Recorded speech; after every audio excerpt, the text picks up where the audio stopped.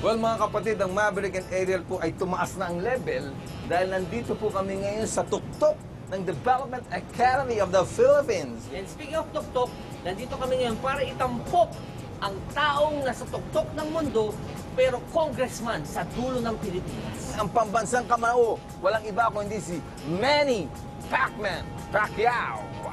Si Congressman Manny Pacquiao at ang mga bagong kongresista dito lang sa Totoo TV!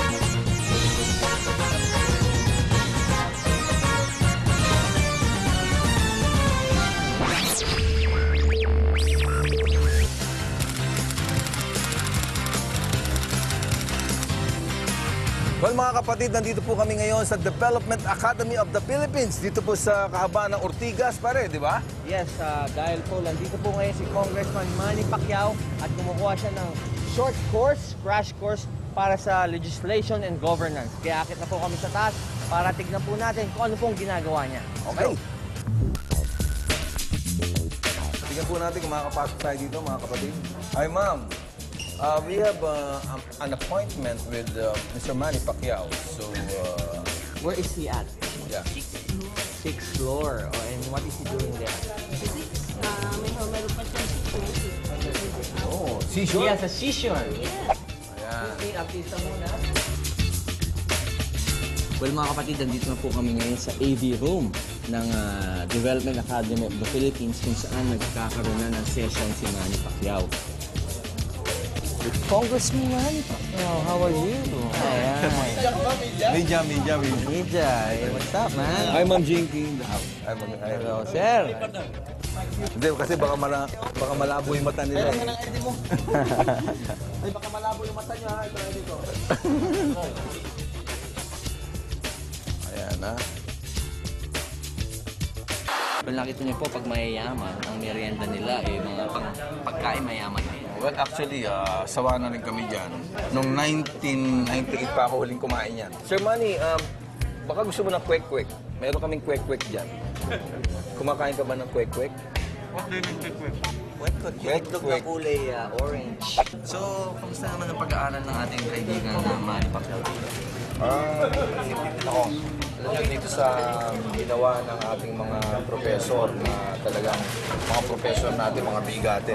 Yung nakikita ng pag-asa na yung konting kaalaman na maibibigay nila sa ating congressman, malaking impact para sa bansa natin. So ito parang tutorial to, no? 10 days crash course, pero nagpaplano ang ating congressman na ituloy niya na mag-aral, na mag-enroll talaga sa regular course. Pasensya na po kayo. Hindi, okay lang. Sabay-sabay po kami. Napansin namin na ibang klase yung merienda rito, pang mayaman, mga sashimi, California maki.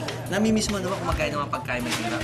Araw-araw yung napakain namin. Well, kahit pa paano, nakakain naman kami masarap. Gasin ka sa boxer.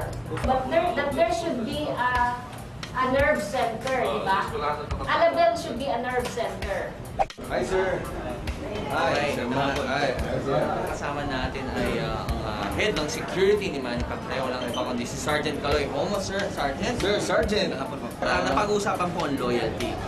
Sir, kapag let's say po ba merong for the boys party si Manny Pacquiao, susumbong niyo po ba kay Jinky? Tol, tayo lang mo tatanungin. Oo, kwentuhan lang to. Tanungin ako ni Madam. Siyempre, So, saan ba kayo mas loyal? Kay Madam o kay Manny? parehas.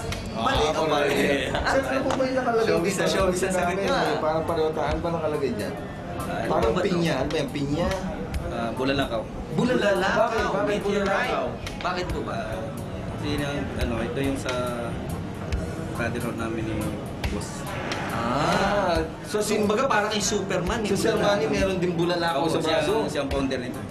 Anong title niya? Anong pangalan fraternity niyo? Bulalakaw Boys. Bulalakaw Boys. Totoo yun? Bulalakaw Boys. Well, ngayon naman po mga kapatid, ang kasama natin ang chef ni Manny Pacquiao. Ano po ba ang pinaka-paboritong ulam ni Manny Pacquiao? Kare-kare. Kare-kare. Eh, ikaw ba pag nagutom siya, meron kang siomay dyan sa bulsa? Just in case na kunyari. Siomay ba favorite niya? Hindi, Ano? bulalo. Sa baka, nagluluto ko siya ng bulalo. Sa umaga, bulalo. Para uminom siya ng sabaw. Gusto niya kanin lamig. Ayun, So kanin yun, kami. yun ang training niya kapag magbo-boxing siya, bulalo, kare-kare, Kare-kare. Ano pa, sa tanghali naman? Tinola na mayroong malunggay. malunggay na tinola. At napansin namin kanina, may chopstick kayo sa bulsa. Bakit? Wala. Yung sa yung kanina yung... Hindi kasi kala ko baka may siomay siya sa bulsa. Ito ba? Nali, totoo po bang pagkain to? Uy! Mukhang totoo. Pwede po ba mahiram yung chopstick nyo? Ayan ha. Titikman natin.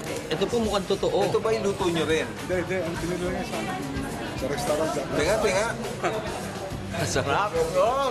Sarap ba? In partnership with LGU. Kasama po namin ngayon kapatid. Ang aming, favorite na Uncle. uncle, Tito Chavit Singh. Sir, kamusta na po kayo? Parang pabata kayo ng pabata habang nagkikita tayo, sir. Sir, okay sir, ano po masasabi niyo na ngayon si Manny Pacquiao, isang legitimate na congressman? Well, masaya kami lahat at naging congressman si Manny at talagang makakapaglingkod na siya sa kanyang lalawigan at masaya kami dahil nakapag-umpisa na pag-aral. Dahil lang po si Manny madali matuto eh. So, magandang umpisa yan. Well, etong uncle namin, hindi nyo na nagtatanong yun. Nakikita nyo sa TV na yate. Yate po ng uncle namin ni Tito Chavit yun. Okay. Tito Chavit, medyo mukhang stress po kayo. Ba't po ba kayo nag-stress po? Ano ba yan? Bulitas. Bulitas. Ganyan po ba ang bulitas na? Hindi ba Ang laki ng bulitas nyo Namimiss na namin yung asyenda nyo eh. Oo. Meron ba tayong mga bagong hayop Ano pa doon? mga bagong koleksyon nyo ng mga animals? Pinakamagandang hayop sa balat ng lupa. Ayun ang pinakamagandang koleksyon. Ayun, sir, maraming salamat po. Uncle. Kailangan magdala ka ng hospital. Kasi walang hospital sa area. So, if you would like, remember that the city, so you will have a second partner center. Parang Annabelle would coordinate your... Ang mga baguhan congressmen, dito lang sa Totoo TV!